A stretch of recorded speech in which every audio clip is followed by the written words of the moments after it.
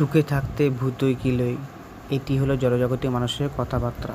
এটি বলার তাৎপর্য এই যে, আজ বাবা করে দিয়ে গেছেন দোতলা ঘর বাড়ি, মার্কেটের ওপর দোকানঘর থেকে শুরু করে ব্যাংক ব্যালেন্স সব কিছু করে দিয়ে গেছেন।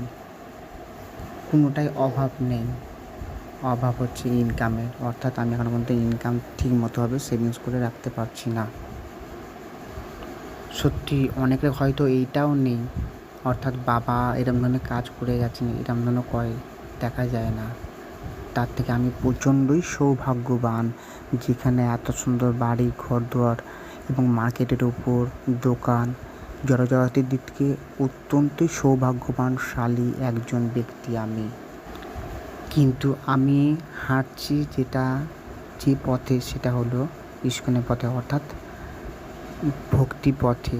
সেটার জন্য কিন্তু আমি অত্যন্তই দুঃখী, কারণ আমি ভক্তর সঙ্গ করতে প্রচণ্ডই ভালোবাসি এবং ভক্তদেরকে প্রসাদ পাওয়ানো, পরিবেশন করা, ভগবানের সেবা কাজ যতটুকু পারি সেটার জন্য অত্যন্তই আমি আগ্রহীশীল। সেদিক থেকে আমি অত্যন্ত নিরাশ্য পাওয়ার জন্য আজকে আমার এতখানি অধঃপতন।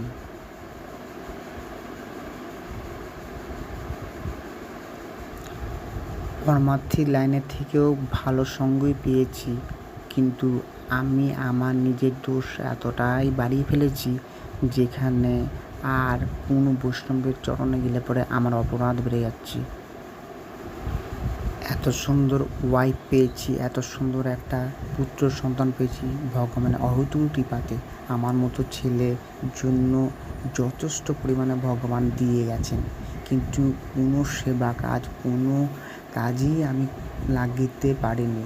আমি কারোর হয়ে কোনো সাহায্য করতে পারিনি, কিন্তু প্রত্যেকে আমাকে অনেকখানি সাহায্য করেছেন, যার সারা জীবন তাদের কাছে কৃতজ্ঞ থাকবো।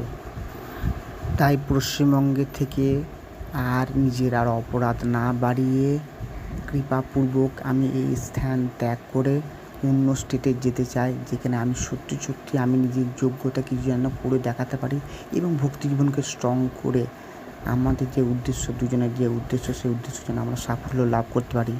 এইটাই যেন ভগবান অহেতুক কৃপায় প্রার্থনা করি এবং গুরু গৌরাঙ্গ এবং আপনাদের চরণে প্রার্থনা জানাই, কৃপা করে সেই আশীর্বাদটুকু যেন আমাকে করবেন। হরে কৃষ্ণ।